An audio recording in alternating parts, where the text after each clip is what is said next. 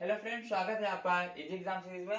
आज के वीडियो में हम आपसे मुस्लिम लॉ के बारे में बात करने वाले हैं। मुस्लिम लॉ के जो है आप लोग जैसे जानते हैं कि थ्योरी वाली सीरीज जो चल रही थी, थ्योरी वाली सीरीज में आपका जो है 3 वीडियो ऑलरेडी हो चुके हैं। उसके बाद आपका जो है 1-2 वीडियो आपका और बचा है, जिसमें आपका जो है पूरा थ्योरी पार्ट आपका कवर हो जाएगा। आप लोग जानते हैं कि एमसीक्यू पार्ट भी आपका जो है एक बाय एक वीडियो आपके आ रहे हैं। ठीक है, तो आप लोग ये मत परेशान होइएगा कि केवल जो है एमसीक्यू का पेपर होने वाला है तो थ्योरी क्यों करवाया जा रहा है, क्योंकि थ्योरी आप लोग जानते हैं अगर जो एमसीक्यू क्वेश्चन मान लीजिए एक आध छूट जाता है, तो अगर जो आपकी थ्योरी पढ़ी होगी तो वहां से आप लोग जो है एमसीक्यू क्वेश्चन कर सकते हैं। इसलिए जो है थ्योरी करवाने का बस यही एकमात्र उद्देश्य है, और आपको जो है उसका बैकग्राउंड समझ में आ जाएगा, इसके बारे में आपको थ्योरी कराई जाती है। ठीक है, तो हम आज स्टार्ट करते हैं कि आपके आज कौन कौन से टॉपिक हम आपको करवाने वाले हैं। तो आपका जो है एक टॉपिक है आपका पत्नी का भरण पोषण। ठीक है, पत्नी का भरण पोषण। ठीक है, इसी में आपका एक टॉपिक होता है धारा 125 सीआरपीसी की धारा 125 के तहत, सीआरपीसी के तहत। ठीक है, इसमें क्या होगा, भरण पोषण के लिए इसको आपका इसी में इंक्लूड होता है। उसके आगे आपका जो आज का टॉपिक होगा दूसरा, वो आपका आज का टॉपिक जो होगा वो आपका उत्तराधिकार या दायाधिकार होएगा, उत्तराधिकार।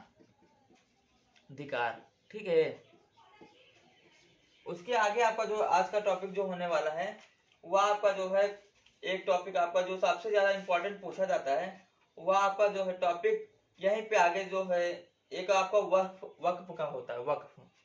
ठीक है, वक्फ एक पूछा जाता है। ठीक है, और यहीं पे आपका एक टॉपिक और भी पूछा जाता है जो काफी ज्यादा इंपॉर्टेंट होता है, वो आपका हिबा होता है।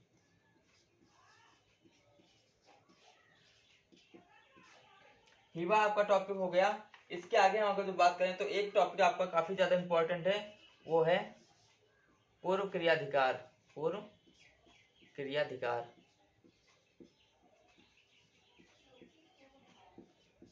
ठीक है, इसके आगे आपका एक टॉपिक जो है, यहाँ पर आप कुछ टॉपिक आपके बचे हुए हैं, वो टॉपिक हम आपको अगले वीडियो में करवा देंगे, क्योंकि बहुत ज्यादा लॉन्ग वीडियो हो जाएगा अगर जो सारे टॉपिक एक ही वीडियो में करवाए जाएं। ठीक है, तो यहाँ पे 5 वीडियो आपको हम आज करवाने वाले हैं, 5 टॉपिक आपको करवाने वाले हैं। ये टॉपिक आपके जो है अगर पढ़ेंगे तो काफी ज्यादा इंपॉर्टेंट रहेगा और आपके सब्जेक्ट में आता भी है। क्वेश्चन यहाँ से काफी ज्यादा अच्छे बनाए जाते हैं। तो स्टार्ट करते हैं हम अपना पहला जो टॉपिक आपका भरण पोषण जो है, इसको स्टार्ट करते हैं। भरण पोषण किसको जो है दिया जाता है और किसको भरण पोषण आपका नहीं दिया जाएगा। और अगर जो पत्नी की बात की जाए तो पत्नी को जो है भरण पोषण दिया जाता है, लेकिन किस अवस्था में जो है, किस कंडीशन में जो पत्नी को भी भरण पोषण नहीं दिया जाएगा। तो सबसे पहले स्टार्ट करते हैं। तो पत्नी, देखो पत्नी तो इसको भरण पोषण दिया ही जाएगा, लेकिन इसके साथ साथ कुछ और भी रीजन होते हैं कि इसको भरण पोषण देना चाहिए। देखो, जो व्यक्ति आपसे विशेष संबंध रखता है, ठीक है, उसको भरण पोषण देना होता है। ठीक है, यहाँ मुस्लिम विधि की बात की जाए तो यहाँ पे आपके 3-4 चीजें हो सकती हैं। किसको किसको, आपके जो है जो अपने वंशज होते हैं उनको, अपने वंशज। दूसरे आपके जो है यहाँ पे पूर्वज, आपके पूर्वज। तीसरा आपका जो यहाँ पे खानदानियों को दिया जाता है। और चौथा आपका यहाँ पे जो है पत्नी को भरण पोषण। ठीक है, तो यहाँ पे पत्नी को भरण पोषण। तो यहाँ पे आपके जो है 3 आपके वंशज, पूर्वज और खानदानियों को तो आपके सिलेबस में है नहीं, तो इसको हम यहाँ पे नहीं पढ़ेंगे। ठीक है, इसको नहीं पढ़ना है आपको, जो पत्नी का भरण पोषण पढ़ना है। तो यहाँ से हम स्टार्ट करते हैं पत्नी का भरण पोषण। पत्नी का भरण पोषण पढ़ेंगे तो आप लोग जानते हैं कि अगर जो आप लोग विवाह जो करते हैं तो विवाह करने के लिए एक अनिवार्य शर्त होती है कि अपनी पत्नी को जो है भरण पोषण दिया जाए। अगर देखा जाए तो यह एक विवाह को कायम रखने के लिए ही एक शर्त होती है कि पत्नी को भरण पोषण दिया जाए। अगर जो आप अपनी पत्नी को भरण पोषण नहीं कर पा रहे हैं उसका, तो वो आपको जो तलाक या विवाह विच्छेद करने के लिए भी बाध्य हो सकती है। तो यहाँ पर आगे हम बात करते हैं कि आप लोग एक जानते हैं कि भरण यह एक अनिवार्य शर्त है, यह एक अनिवार्य शर्त होती है।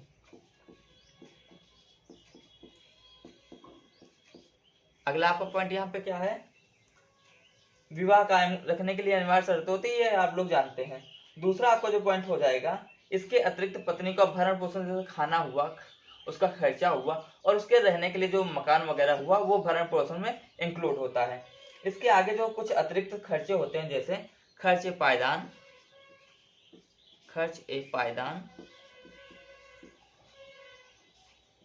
ठीक है। अगला खर्च पायदान कामा गुजारा, और आपका जो है गुजारा हो गया, ठीक है। ये जो है आपका जो है अतिरिक्त खर्चों में आ जाता है, अतिरिक्त आपका होता है। इसके आगे आपका पॉइंट होता है कि अगर जो आपका विवाह मान्य होगा, विवाह वैध या मान्य होगा, वैध या मान्य होगा, तब आप जो है भरण पोषण देंगे, तभी आप भरण पोषण के दायी होंगे, ठीक है। भरण पोषण के लिए बाध्य। मान लीजिए आपका विवाह शून्य है तो आप भरण पोषण नहीं देंगे, ठीक है। कोई आप बाध्य नहीं होंगे। यहीं पे अगर सिया की बात की जाए, सिया विवाह में, तो सिया विवाह में आप लोग जानते हैं इसे में ही मुता विवाह होता है। सिया विवाह में जो मुता विवाह होता है, सिया विधि में जो मुता विवाह होता है उसके लिए भरण पोषण देना नहीं होता, क्योंकि मुता का मतलब ही आनंद होता है, उसके लिए भरण पोषण अनिवार्य नहीं है।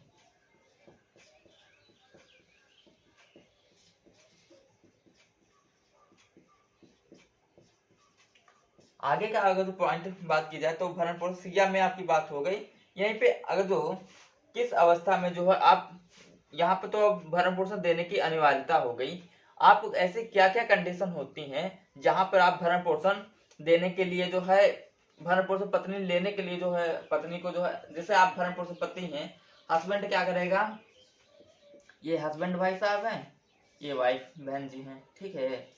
तो ये इतने रीजन जो ऊपर वाले होगा ये भरण पोषण देने के लिए बाध्य होंगे, ठीक है। ऐसे कौन कौन से रीजन होंगे जिसके लिए भरण पोषण देने के लिए बाध्य नहीं होंगे, ये हम आपको अब समझा रहे हैं, ठीक है। ये तो आपको भरण पोषण देने के लिए बाध्य हो गया, ये भरण पोषण ना देने के लिए बाध्य हो गया, ये अब हम आपको समझा रहे हैं, ठीक है। तो यहाँ पर आप देखिएगा, एक मिनट हम इसको पहले मिटा देते हैं फिर आपको हम बताते हैं।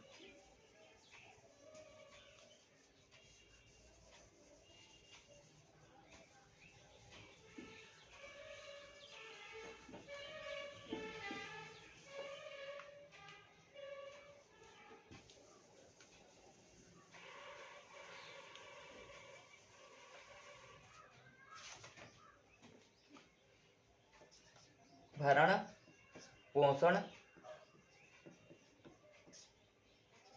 ना देने के लिए नियम, कहाँ पर भरण पोषण आप नहीं देंगे। नंबर 1 पर देखो, यहाँ पर कई पॉइंट में हम आपको बताने वाले हैं कहाँ कहाँ पे आप भरण पोषण नहीं देंगे, तो ऐसा हम आपको तीर लगा लेते हैं कितने पॉइंट आपके होंगे जहाँ पे भरण पोषण नहीं देंगे।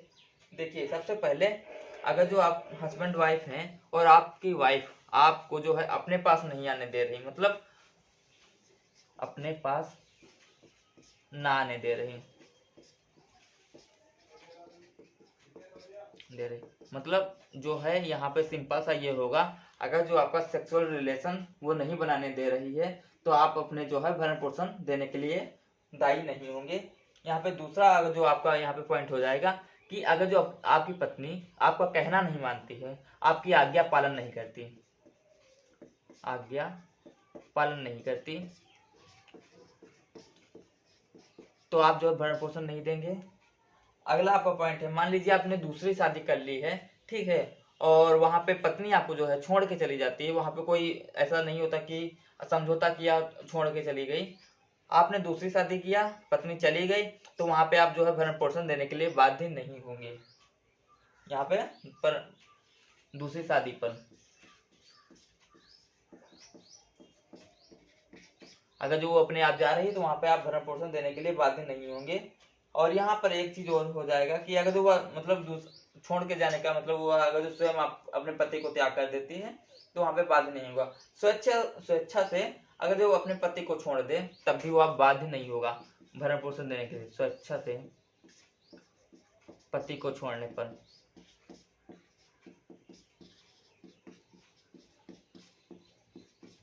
ठीक है, इसके आगे आपका पॉइंट जो हो जाएगा वह जो है अगर जो देखा जाए तो दाम्पत्य अधिवास के लिए जो है बिना जो है मानवीय एक कारण हो सकता है। दाम्पत्य अधिवास के बिना, दाम्पत्य अधिवास के बिना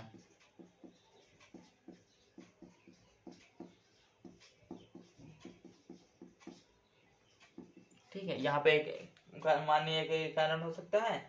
और आपका अगला जो कारण देखा जाए तो वैध कारण के बिना पति के पास ना रहे। मान लीजिए ऐसा कोई रीजन नहीं है जिसके पास वह जो है पति के पास ना रहे, ऐसा कोई रीजन होना चाहिए ना जिससे वह अपने पति के पास ना रहे। अगर जो ऐसा कोई रीजन नहीं है और वह नहीं रहती अपने पति के पास तो भरण पोषण देने के लिए आप उत्तराधिकारी नहीं होंगे। वैध कारण ना हो पति के पास रहने के लिए, पति के पास ना रहने के लिए।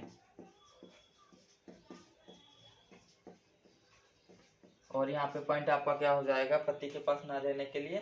और यहाँ पे आपके जो है इतने पॉइंट हो जाएंगे कि आप क्या क्या चीजें हो जाती। वैसे पॉइंट की बात की जाए तो आपके लिए इंपॉर्टेंट पॉइंट यही है। वैसे बुक में देखा जाए तो बुक में बहुत ज्यादा सब दिया हुआ है, लेकिन सब कुछ पढ़ना अनिवार्य नहीं होता है।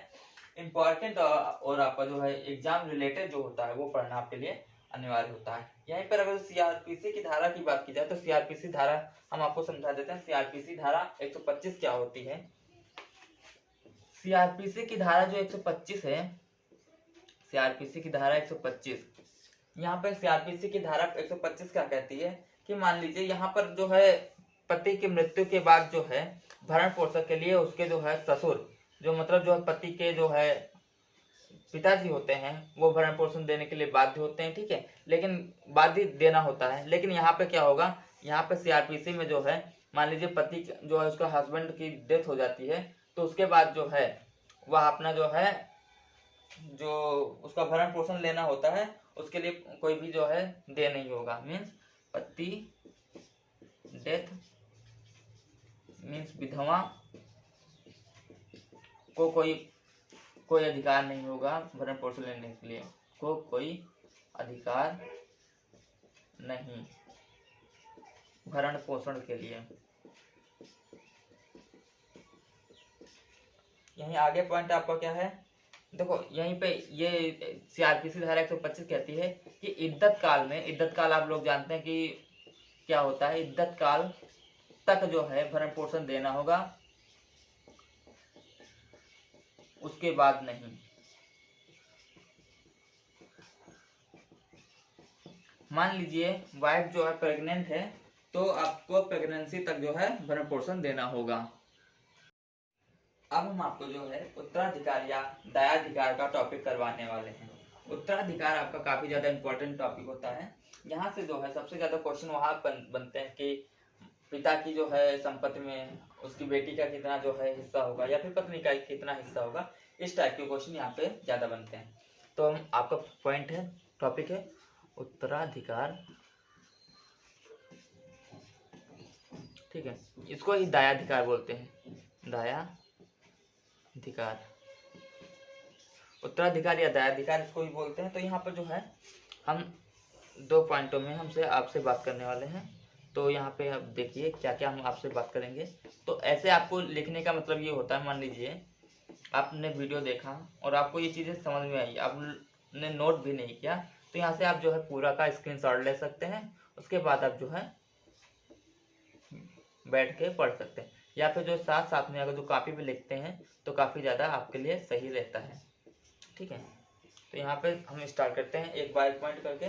ठीक है, देखो दाया अधिकार का क्या मतलब होता है। दाया अधिकार जो है या उत्तराधिकार जो है ये आपके दो टाइप के होते हैं। इसके टाइप जो है दो होते हैं। कौन कौन से टाइप होते हैं? देखो दो इसके टाइप होते हैं। क्या?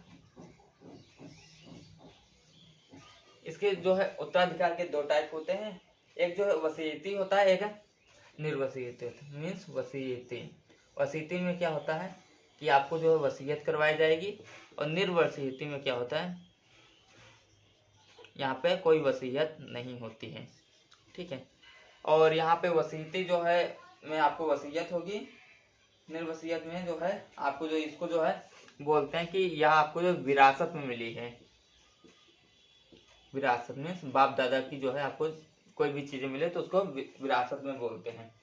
एक हम जो है टीवी पे जो है न्यूज देख रहे थे, तो कुछ दिन पहले की बात है, तो वहाँ पे जो है एक इंटरव्यू था, तो वहाँ पे एक नेताजी ने बोला था और दूसरे नेताजी को कि आपको जो है सीएम की गद्दी विरासत में मिल सकती है, विरासत में मिल सकती है, लेकिन बुद्धि नहीं। तो हमको ये चीज याद आ गई, तो आपको हम बता रहे हैं। बस यहाँ पे नेताजी की कोई बात नहीं है, बस आपको एक चीज समझाने की कोशिश कर रहे हैं, बाकी अन्यथा आप उसको मत लीजिएगा। कोई भी चीज होगा कि आपको विरासत में मिल सकती। आप लोग देखते होंगे कि बहुत से लोग जो है पहले से इतने अमीर हैं क्योंकि उनके बाप दादा की चीजें हैं जो उनको विरासत में मिलेंगी या मिल रही हैं। और वसीयती में होता है कि आपकी मान लीजिए कोई चीज है, आप जो है किसी के नाम वसीयत करवा गए, तो वहां पे आपको वो चीज उसको देना होता है।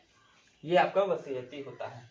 और इसके आगे पॉइंट की बात की जाए तो मुस्लिम विधि में जो है उत्तराधिकार के अंश नियत होते हैं। तो मुस्लिम विधि में जो है देखा जाए तो मुस्लिम विधि जो है आप लोग जानते हैं कि ये जो है कुरान वगैरह पे जो है पूरा जो है चलती है। तो कुरान वगैरह में अगर पूरा चलती है तो यहाँ पे जो है उसके जो अंशधारी होते हैं उनका जो अंश निर्धारित होता है। ठीक है। मुस्लिम विधि में जो है वसीयती में उनका अंश निर्धारित होता है। और इसके आगे बात की जाए तो जो है जैसे उत्तराधिकार एवं मृत्यु के बीच की दूरी को ध्यान रखती है। मान लीजिए यहाँ पे एक जो है पिता हुआ, इसकी एक बेटी है, इसकी एक पत्नी है। ठीक है। और उनके एक बेटा है, ठीक है, लड़का है, इनकी एक लड़की है। तो यहाँ पे क्या होगा, यहाँ पे ये होगा कि मान लीजिए इनका जो है डेथ हो जाता है, इनके पति का, पिता का जो है डेथ हो जाता है इनके, और ये इसके पति पत्नी है, ये इसके पिता होंगे, तो यहाँ पे डेथ हो जाती। तो पिता की जो धनराशि जो है वो पत्नी को जो है एक हिस्सा मिलेगा, एक हिस्सा जो है उनकी बेटी को मिलेगा, और एक हिस्सा उनके जो है लड़की को मिलेगा। ठीक है। तो यहाँ पे तीनों हिस्से मिलेंगे। तो तीनों हिस्से जो मिलेंगे ये 1/1 करके 1/3 1/3 1/3 करके डिवाइड नहीं होते हैं। ये जो हिस्से जो डिवाइड होते हैं इनके अलग से नियम होते हैं कि किसको किसको क्या कितना कितना जो है उनकी चीजें मिलेंगी, उनकी धनराशि कितनी प्राप्त होगी उनको। इसी तरह उसमें एक चीज और भी होती है कि मान लीजिए यहाँ पे इनके हस्बैंड की डेथ, मान लीजिए इनके जो है बेटे नहीं कर दी, मान लो इनके हस्बैंड की डेथ जो है बेटे ने पिता की जो है हत्या कर दी, तो यहाँ पे क्या होगा, तो इसकी जो है जो प्रॉपर्टी होगी वो इसके बेटे को नहीं मिलेगी, क्योंकि हत्यारे को जो है प्रॉपर्टी नहीं मिलती है। तो ये चीज आप लोग जो है ध्यान रखिएगा। इसके आगे हम आपको पॉइंट बताते हैं कि आपके पॉइंट क्या क्या पढ़ने वाले हैं, आपके इंपॉर्टेंट पॉइंट हैं। ये चीजें आपको समझाने की कोशिश में रहते हैं कि आप किसी ना किसी जो है उदाहरण से आप समझने की बस कोशिश करें और आपका एग्जाम में अच्छे से अपना सिलेबस कवर कर पाए, अच्छे से अपना एग्जाम दे पाए। बाकी कोई जो है चीजें नहीं होती हैं कि आपको ऐसे जो है चीजें समझाई जाए। ठीक है। तो यहाँ पे आगे आपका पॉइंट हो जाएगा कि पूर्वज या वंशजों का समान उत्तराधिकार होता है। तो ये चीज आप लोग जान गए। यहाँ पे वसीयती निर्वसीयती, यहाँ पे पूर्वज और आपका जो यहाँ पे जो है वंशजों का समान उत्तराधिकार, वंशजों का समान उत्तराधिकार। दूसरा आपका पॉइंट क्या यहाँ पे होता है, दूसरा पॉइंट आपका ये है पति एवं पत्नी के मध्य पारस्परिक उत्तराधिकार होते हैं। पति एवं पत्नी के मध्य पारस्परिक उत्तराधिकार, ठीक है, पति और पत्नी के मध्य पारस्परिक उत्तराधिकार। और सामान्यतः महिला और पुरुष से आधा होता है, मीन्स यहाँ पे जो महिला का अंश होता है वह पुरुष से आधा होता है, सामान्यतः यही होता है, महिला का हिस्सा पुरुष से आधा, सामान्यतः यही होता है, सामान्यतः यही होता है, ठीक है। और यहीं पे आगे अगर जो पॉइंट की बात करें तो सिया में विधवा पत्नी की केवल 1/4 हिस्सा होता है। सिया में पत्नी विधवा की जो है 1/4 हिस्सा होता है। हिस्से की बात जो अभी हम आपसे और भी आगे करेंगे। सिया में पत्नी का 1/4 हिस्सा, हिस्से वाला भी आपको एक टेबल बना के हम आपको समझाएंगे कि हिस्सा कैसे आपका बंटवारा होगा। यहीं पे जन्म सिद्ध उत्तराधिकार को यहाँ पे मान्यता नहीं होती है, ठीक है, जन्म सिद्ध उत्तराधिकार की मान्यता नहीं होती है। जैसे हिंदुओं में बात की जाए तो यहाँ पे आगे जो आप जन्म लिए हैं तो आपको जो है उसका जो है अंश मिलेगा, अपने पिता के जो है संपत्ति का अंश मिलेगा। लेकिन यहाँ पे जो है जन्म सिद्ध का जो है उत्तराधिकार अधिकारिता नहीं होती है, जन्म सिद्ध उत्तराधिकारी मान्यता नहीं, मान्यता नहीं। और अगला यहाँ पे पॉइंट बात की जाए तो गर्भस्थ जो शिशु जो है पेट में पल रहा है तो उसका जो हिस्सा होता है उसका यहाँ हिस्सा यहाँ पे मिलता है। तो गर्भस्थ शिशु का हिस्सा होता है। अगर जो उसकी डेथ हो जाती है, हिस्सा होता, मान लीजिए कि वह जो है उसकी डेथ हो जाती है तो वह हिस्सा जो है फिर जो है निरस्त हो जाता है। इसके आगे जो है सौतेली जो संतानें होती हैं वो उत्तराधिकारी की अधिकारी नहीं होती हैं। सौतेली संतानें उत्तराधिकार की दायी नहीं होती है। इसी तरह अगर मान लीजिए एक ये जो पिताजी हैं और ये उनका लड़का है, सौतेला लड़का है, स्टेप सन, ठीक है। तो अगर जो इसका ये सौतेला है आपस में एक दूसरे के, तो इसकी अगर जो प्रॉपर्टी का हिस्सा इसको नहीं मिलेगा तो इसकी जो प्रॉपर्टी होगी उसका हिस्सा इससे भी तो नहीं मिलेगा ना। तो ये दोनों चीज यहाँ पे होती है, आप लोग देखिएगा, ठीक है। तो इसी तरह सौतेले बेटे का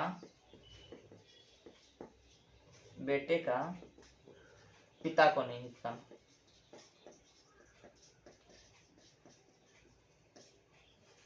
पिता को हिस्सा नहीं मिलता। और आगे यहाँ पे बात की जाए तो ये आपके जो हो गया, यहाँ पे ज्येष्ठ का सिद्धांत केवल जो है सिया में होता है, मीन्स ज्येष्ठ पुत्र का जो सिद्धांत होता है केवल सिया में, ज्येष्ठ सिद्धांत केवल सिया में होता है। ज्येष्ठ का सिद्धांत केवल सिया में होता है आपका। और आगे आपको बात की जाए तो जिसका कोई उत्तराधिकारी नहीं होता उसकी संपत्ति राज्य को मिल जाती है। जिसका कोई उत्तराधिकारी नहीं होता, जिसका कोई उत्तराधिकारी नहीं होता उसकी संपत्ति राज्य को,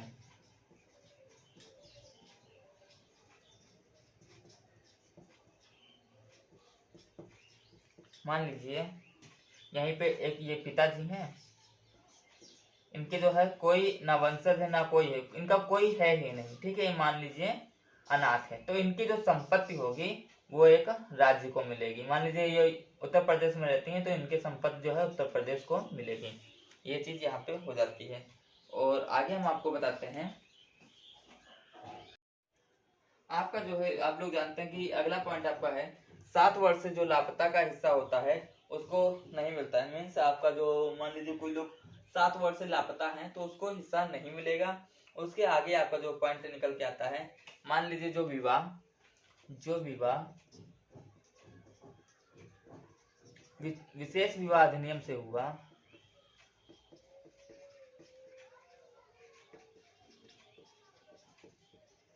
अधिनियम से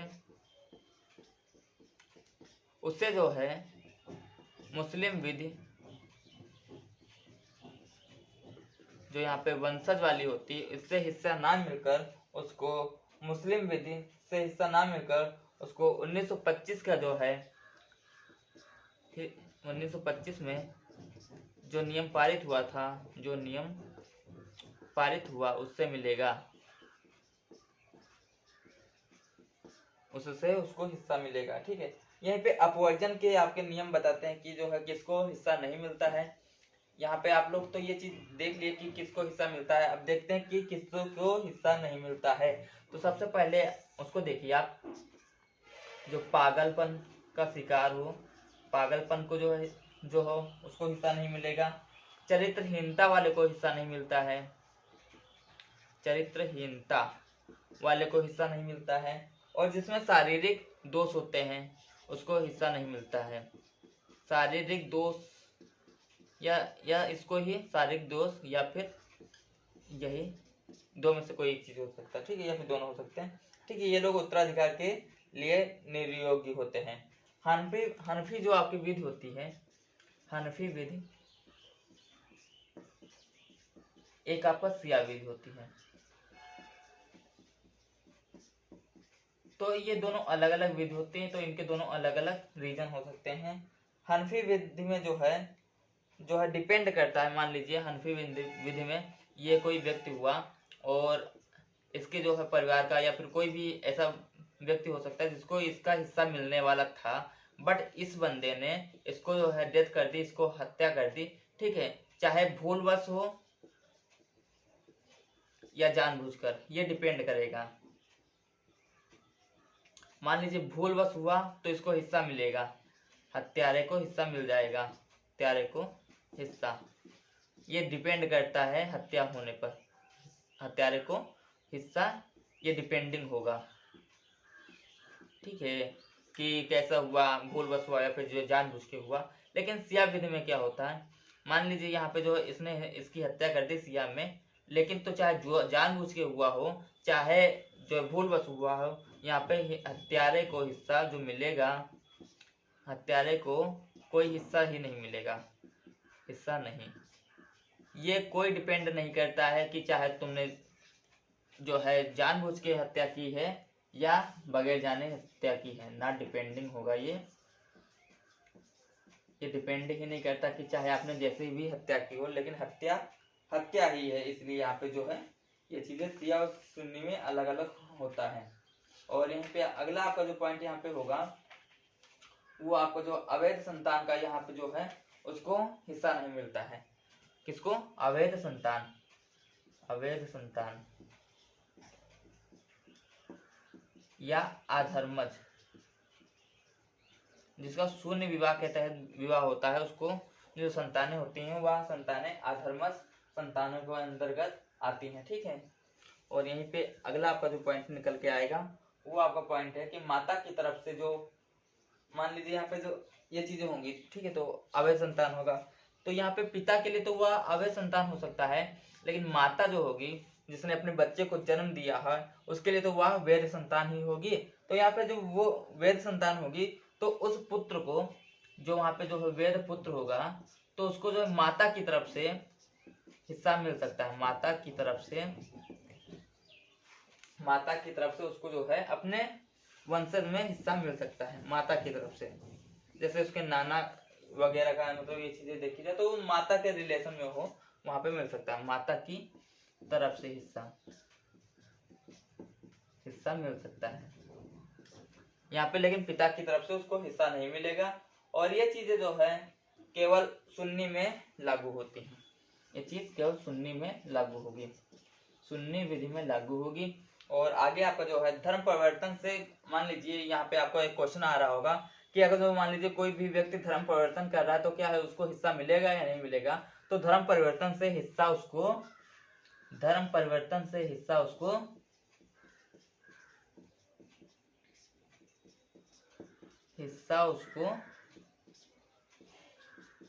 मिलेगा या नहीं, ये आप लोग कमेंट में बताइएगा। ठीक है, धर्म परिवर्तन से उसको हिस्सा मिलेगा या नहीं ये आप लोग बताइएगा कमेंट में, ठीक है, मेंशन इन कमेंट। हम तो जानते हैं कि उसको हिस्सा मिलेगा या नहीं मिलेगा, बट आपको बताना है ये चीजें, उसको हिस्सा मिलेगा या नहीं, आपको ये कमेंट में बताना है, ठीक है। ये उसको हिस्सा मिलना होगा या नहीं मिलना होगा धर्म परिवर्तन के कारण से। यहीं पे अब हम आपसे जो है थोड़ा बात करने वाले हैं। जैसे आपको देखते हैं कि आपका एग्जाम जो है एमसीक्यू बेस ही होगा, एमसीक्यू बेस्ड आपका एग्जाम होगा। 100 क्वेश्चन होंगे। आपको जो यूनिवर्सिटी शायद 75 क्वेश्चन करवाए, आपको करना होगा। ये जो 75 क्वेश्चन है, इन 75 क्वेश्चन की तैयारी जो है, प्रिपेयर आप कैसे कर सकते हैं। प्रिपेयर करने के लिए आपके लिए 2-3 चीजें होनी चाहिए। एक तो माइंड सेट होना चाहिए कि आपको एमसीक्यू क्वेश्चन ऐसे ऐसे करने हैं, ठीक है। और दूसरी चीज आपका जो है, आप क्वेश्चन को कैसे जो है मिनिमाइज कर सकते हैं, मीन्स आपके ऑप्शन मिनिमाइज कैसे कर सकते हैं। ऑप्शन मिनिमाइज करने के लिए आपको प्रैक्टिस करनी होगी क्वेश्चनों की, और प्रैक्टिस करने के लिए आपके पास क्वेश्चन सीरीज होनी चाहिए, क्वेश्चंस होने चाहिए। आपको क्वेश्चन कैसे मिलेंगे ये हम आपको अब बताने वाले हैं। आपको जो है यहाँ पे जो नंबर दिया जा रहा है, आप यहाँ से जो है क्वेश्चन की पीडीएफ ले सकते हैं। तो आपकी जो है पीडीएफ लेने का मतलब, यहाँ पे जो है आपको क्वेश्चन की पीडीएफ के लिए पूरी ऑल टू ऑल डिटेल बता दी जाएगी, आपको कैसे क्वेश्चन पीडीएफ मिल जाएगी। इस क्वेश्चन पीडीएफ में आपकी जो है 1900 लगभग एमसीक्यू क्वेश्चन होंगे। एमसीक्यू क्वेश्चन 300 लगभग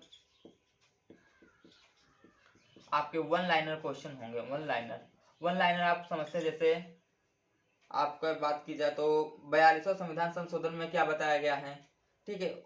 मोरारजी देसाई के काल में जो है कौन सा संशोधन किया गया है, आपका जो है अगर जो अमेंडमेंट होता है तो उसके लिए जो है कौन सी धारा का चेंजिंग होना जरूरी है, या फिर ऐसे जो है काफी ज्यादा जो काफी इंपॉर्टेंट क्वेश्चन होते हैं। या फिर आपकी धारा की बात की जाए तो धारा 143 में आपका क्या बताया गया है।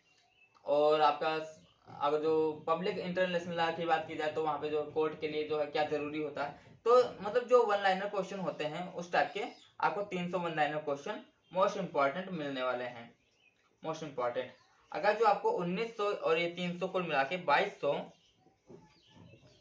प्लस क्वेश्चन जो है पीडीएफ में, अगर जो इसकी आपको पीडीएफ चाहिए, ठीक है, तो आपको जो है इस नंबर पे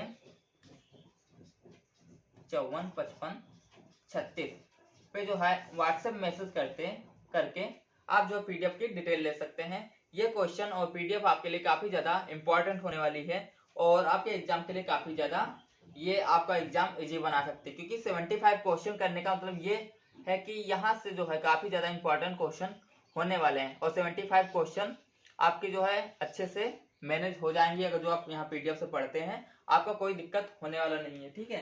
तो अगर जो आप चाहना तो यहाँ से आप पीडीएफ के लिए डिटेल ले सकते हैं, ठीक है। अब उत्तराधिकार की हम बात करते हैं। जैसे ये तो आपको उत्तराधिकार दयाधिकार आप लोग पढ़ लिए, तो उत्तराधिकारी क्या क्या होते हैं, कौन कौन से उत्तराधिकारी होंगे, उसकी हम बात करने वाले हैं। यहाँ पे हम एक चार्ट बनाकर आपको बताते हैं। देखिए, उत्तराधिकारी,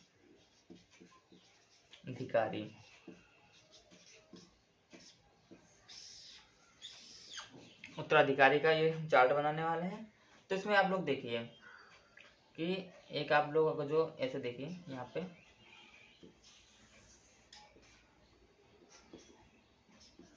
एक इधर आप लोग देखिए चार्ट में, उत्तराधिकारी जो होंगे वो 2 टाइप के होते हैं। वो 2 टाइप क्या होता है, एक जो है यहाँ पे ये वाला जो टाइप होता है, ये मुख्य वर्ग होता है, मुख्य वर्ग। और ये वाला जो यहाँ पे टाइप निकल के आता है, ये आपका जो है द्वितीयक वर्ग टाइप निकलता है। द्वितीयक वर्ग, एक मिनट,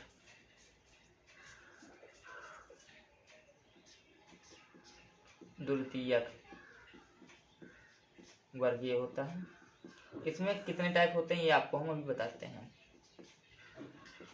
तो मुख्य वर्ग में जो होता है, ये आपके एक पुराने उत्तराधिकारी होते हैं, मीन्स पुरानी,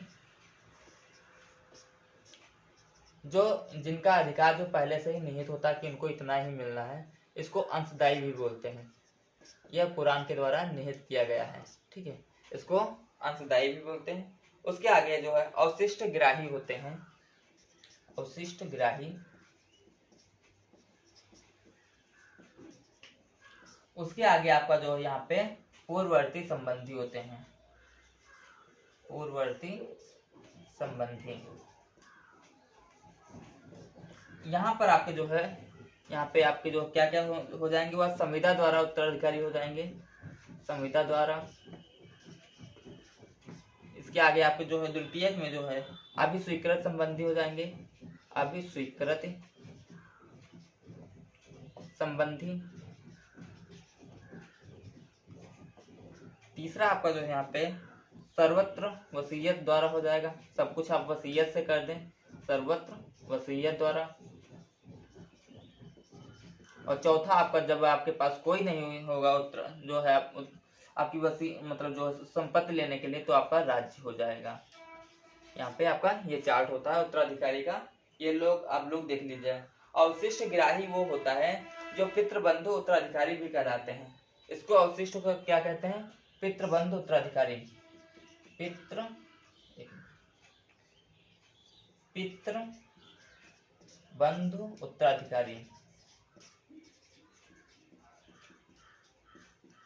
पितृबंधु उत्तराधिकारी वो होते हैं, जैसे पितृबंधु उत्तराधिकारी की बात की जाए तो ये आपके वो होते हैं कि देखिए, ये मान लीजिए एक पिता हुआ या फिर एक लड़का ही, ये एक लड़का है। ठीक है, ये एक लड़का हुआ और इसके जो पिता जो होंगे, इसके पिता फादर, इनकी डेथ हो गई। तो इसके बाद जो इनकी गार्जियनिंग जो करेगा, इसके पिता के रूप में जो इसका गार्जियन होगा, उसको पितृबंधु उत्तराधिकारी कहते हैं। ठीक है, जैसे आप लोग देखिए कि अकबर जो है, अकबर जो एक जो आपका जो है मुगल सम्राट में जो है काफी ज्यादा इसका नाम है अकबर का। तो अकबर उन्हें क्या हुआ था, अकबर के पिता की जो है डेथ हो गई थी। उसके बाद जो है किसी दूसरे ने, उनका नाम हम भूल रहे हैं, उन्होंने उनका देखभाल किया था, तो वो जो है अकबर के लिए पितृबंधु उत्तराधिकारी थे। ठीक है, यहाँ पे दूरस्थ रक्त उत्तराधिकारी जो है होता है। उसके बाद जो है तृतीय वरिता, इन्हें जो है सहोदर उत्तराधिकारी भी कहते हैं। जैसे एक तो प्रथम में मुख्य में आएगा, फिर द्वितीयक में आएगा, फिर तृतीयक में एक आता है। तृतीयक में जो है क्या हो जाएगा, तृतीयक में जो आएंगे तो इसको क्या कहते हैं, या दूरस्थ जो है रक्त वाले होते हैं, इनको सहोदर उत्तराधिकारी कहते हैं। सहोदर उत्तराधिकारी। तो आपका ये चार्ट कंप्लीट हो गया। इसके आगे हम आपको बताते हैं कि किसको कौन सा कितना अंश मिलने वाला है। अब हम आपको बताते हैं कि जो वंशज उत्तराधिकारी होते हैं उनको कितना हिस्सा मिलता है। तो हम 3 चरणों में ये होता है कि प्रथम वंश के उत्तराधिकारी, द्वितीय वंश के उत्तराधिकारी और तृतीय वंश के उत्तराधिकारी। तो द्वितीय और तृतीय वंश के उत्तराधिकारी इतना नहीं पूछा जाता है एग्जाम में, तो हम आपको प्रथम वंश का जो है पूछा जाता है, वो हम आपको करवाने वाले हैं। ठीक है, प्रथम वंश के उत्तराधिकारी।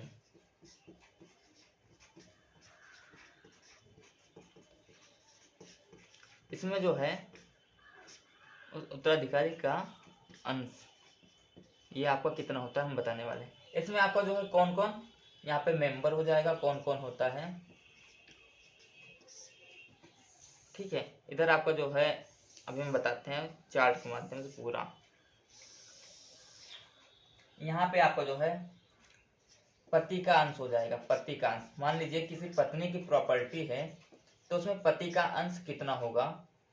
ठीक है, उसके बाद आपका पत्नी का अंश, मान लीजिए किसी पत्नी का उसका हस्बैंड खत्म हो गया है तो उसका हिस्सा कितना होगा।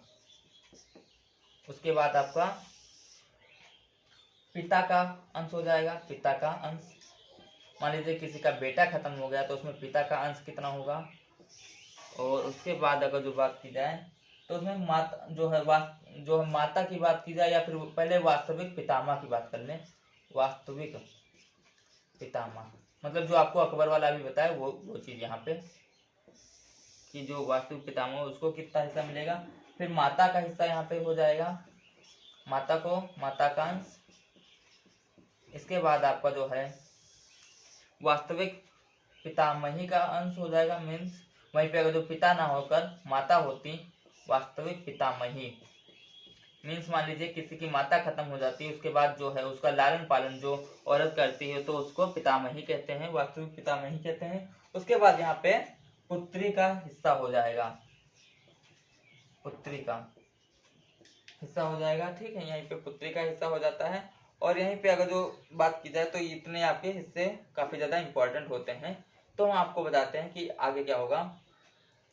पति का अंश कैसे होगा। पति का अंश जो दो चीजों पे डिपेंड करता है कि अगर जो मान लीजिए उसका संतान है या संतान नहीं है।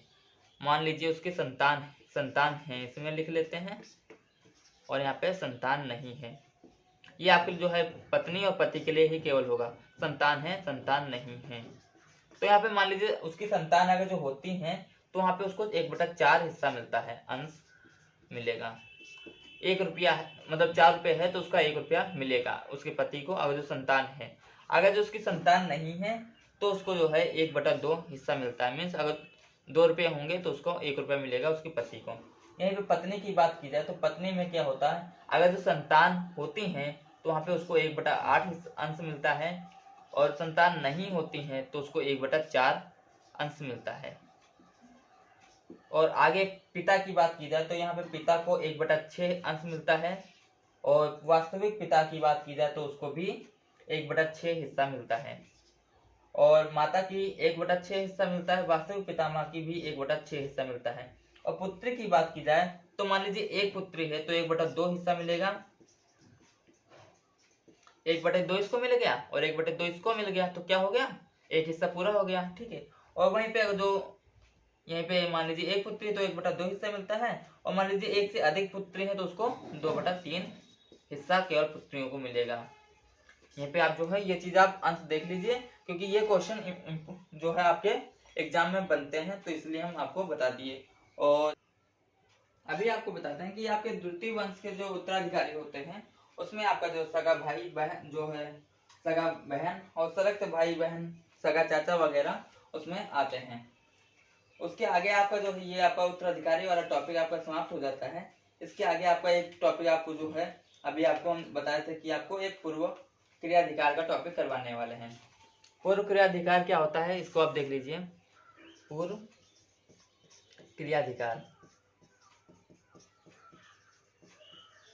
पूर्व क्रियाधिकार आपका क्या होता है। पूर्व क्रियाधिकार ये होता है, जैसे मान लीजिए आपकी कोई यह संपत्ति है, आपने यहाँ इस व्यक्ति को बेच दी, ठीक है, फिर यह भी अपनी जो संपत्ति बेचना चाहता है तो आप इसके ऊपर जो ये अधिकार जमा सकते हैं कि ये बंदा ये संपत्ति इसको बेचे। इस चीज को जो है यह जो अचल संपत्ति में होता है, और इसमें जो है भी कई चीजें होती हैं कि कौन सी संपत्ति ले सकते, कौन सी संपत्ति नहीं ले सकते हैं, ये इसमें जो है पूर्व क्रियाधिकार में बताया गया है।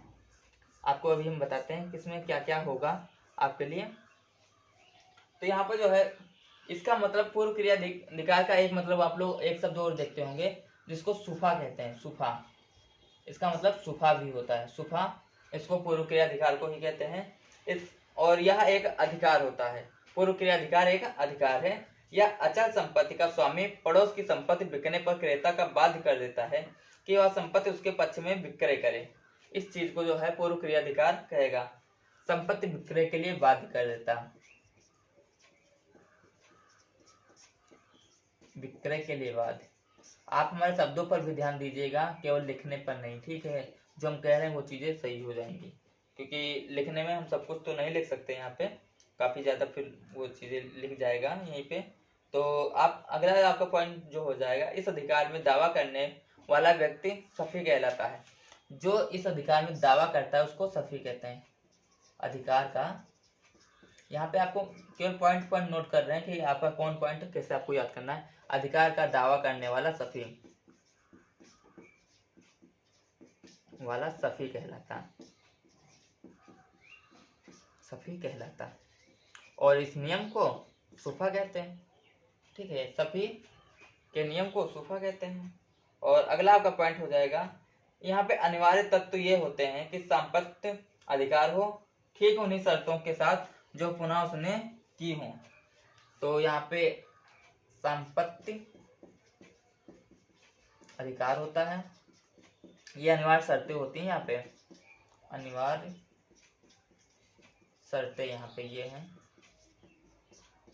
संपत्ति अधिकार हो। और दूसरा यहाँ पे अनिवार्य शर्त होती है, जैसे यहाँ पे इस बंदे ने इसको कोई चीज बेचा था किसी शर्त पे, मान लीजिए कोई शर्त थी, तो ये वाला जो बंदा इसको अगर जो बेचेगा तो उसी सेम टू सेम शर्त पे बेचेगा, कोई कम ज्यादा शर्त नहीं हो सकती। ठीक है, ऐसा नहीं कि ये ज्यादा शर्त तो लगा दे, तो ये चीजें यहाँ पे गलत हो जाती हैं।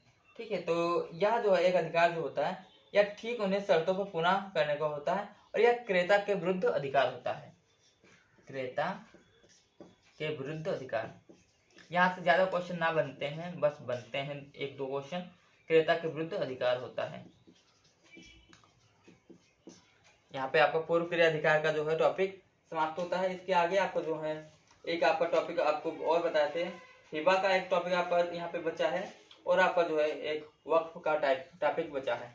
वक्फ क्या आपको होता है, वक्फ, वक्फ यहाँ से आपका जो है एक दो क्वेश्चन बनते हैं। वक्फ, ठीक है, वक्फ क्या होता है? वक्फ आपका जो है इसका शाब्दिक अर्थ होता है बांधना या रोक लगाना। शाब्दिक अर्थ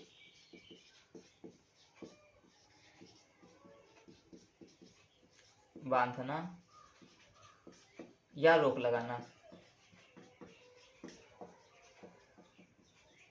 और यहाँ पे जो है या जो रोक होती है या जो है काफी लॉन्ग टाइम के लिए हो सकती है, या फिर जो सदैव के लिए भी बांधा जा सकता है, सदैव के लिए भी बांधा जा सकता है।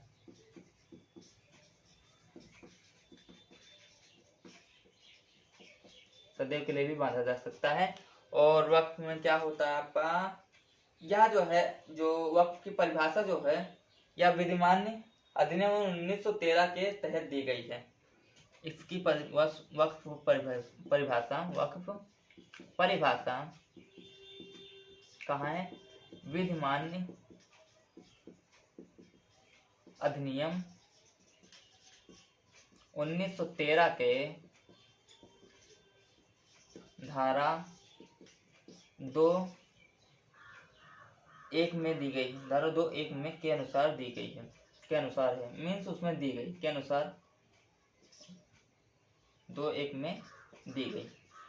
और वक्फ की बात की जाए तो वक्फ का जो है इसका कोई भी पार्ट, वक्फ का कोई भी जिक्र कुरान में नहीं है। ये आपका वक्फ हो गया आपका। और आपका एक टॉपिक आपका और बचता है, वो अब आपका जो हम हिबा टॉपिक करवाने वाले हैं। हिबा टॉपिक आपको जो है गिफ्ट, गिफ्ट मतलब आप लोग जानते हैं कि दान, गिफ्ट के नाम से भी जानते हैं। ठीक है, आपका गिफ्ट टॉपिक हो गया। गिफ्ट टॉपिक में आपको जो है देखना है कि विद्यमान हिबा की शर्तें, ठीक है, या जो है कैसी होनी चाहिए। जो हिबा की शर्तें होती हैं, हिबा की शर्तें या घोषणा जो है, शर्तें या घोषणा लिखित मौखिक हो सकते हैं, लिखित या मौखिक हो सकते हैं, हो सकती हैं, लिखित या मौखिक हो सकते हैं। और यहाँ पे जो है घोषणा की जो है स्वीकृति होनी चाहिए, सामने वाला लेने के लिए तैयार हो, स्वीकृति भी जरूरी होती है, स्वीकृति भी जरूरी होती है यहाँ पे। और दान की संपत्ति में कब्जे का परिधान भी होता है, दान की संपत्ति में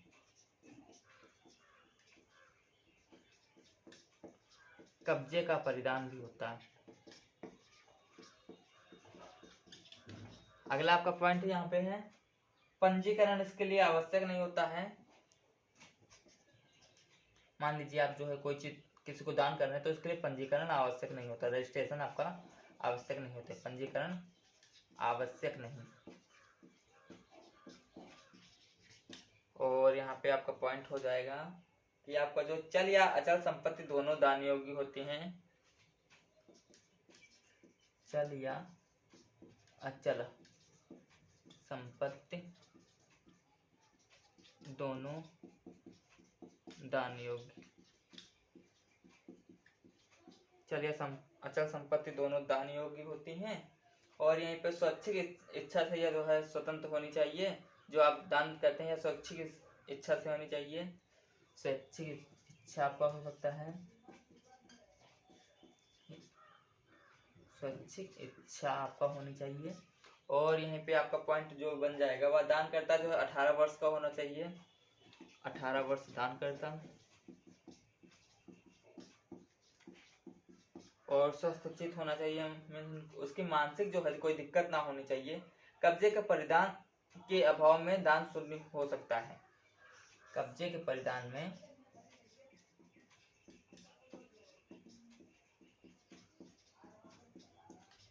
दान शून्य हो सकता है,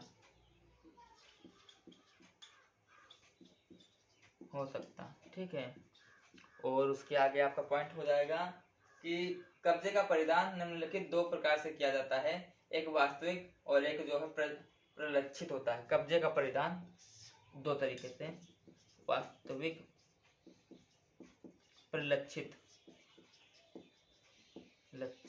प्रलक्षित दो होता है, ठीक। वास्तविक और प्रलक्षित दोनों होता है। और यहीं पे जो है या प्रतीकात्मक दान होता है, प्रतीकात्मक परिधान होता है। और अगर जो वास्तविक परिधान की बात की जाए तो यह जो है चल संपत्ति के रूप में स्पष्ट स्थानांतरण होता है, चल संपत्ति के रूप में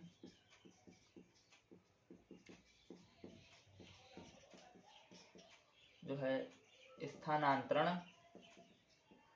परिधान होता है, ठीक, स्थानांतरण होता है। और अगर यहीं पे जो है ये चीजें आपकी हो गई, ठीक है। मेहर का दान हो सकता है, मूसा का दान हो सकता है, ठीक है। और यहीं पे अगर जो मूसा की बात की जाए तो मूसा एक ये शब्द आपका पूछा जाता है। मूसा जो है आपका अरबी शब्द होता है, अरबी भाषा का शब्द है। इसका अर्थ होता है भ्रम, मूसा में भ्रम होता है, ठीक है। आपको जो भ्रम मूसा का अर्थ होता है। तो आप आज के टॉपिक में जो है आपके 8 हिस्से आपको हमने कवर करवाए, आपके 5 हिस्से आपको कवर करवाए। तो 5 हिस्से में आपने जो देखा कि आपका मुस्लिम विद जो है कितना ज्यादा आपका जो है लार्ज भी देखा जाए तो काफी ज्यादा लार्ज है। तो आज के वीडियो में बस इतना ही टॉपिक, और मिलते हैं दूसरे वीडियो में, ठीक है। आपके जो कुछ पार्ट आपका बचा हुआ है, तो कुछ पार्ट आपका कैसे क्या बचा है, जैसे आपका आगामी विधान आपका बचा है, सहबानुवाद आपका बचा हुआ है, और आपका जो है 1-2 टॉपिक आपका जो है और बचा हुआ है। बाकी मुस्लिम विद में आपका 3 पार्ट पूरा हमने कवर करवा दिया है। आपका हिबा जो है बचा हुआ है, हिबा जो है आपका हिबा उल मौत जो है आपका बचा हुआ है, ठीक है। और साक्ष्य विधि धारा 112 आपका बचा हुआ है। ये चीजें 3 टॉपिक आपके बचे हुए हैं, यह हम आपको करवा देंगे। और बात की जाए तो आप अच्छे से पढ़ाई करिए और अपने एमसीक्यू क्वेश्चन भी अपने अच्छे से तैयारी करिए, ठीक है। ठीक है दोस्तों, आज के लिए बस इतने ही क्वेश्चन। मिलते हैं अगले वीडियो में, तब तक के लिए टेक केयर। अगर जो आपको यह वीडियो अच्छा लगा तो प्लीज़ लाइक, शेयर और सब्सक्राइब करिएगा। हाँ, अगर जो आपको PDF चाहिए तो जो है आप हमको व्हाट्सएप पर जो है कांटेक्ट कर सकते हैं, ठीक है। तो आपको वहाँ से PDF मिलने का जो है डिटेल्स मिल जाएगी, ठीक है। Thank you, take care.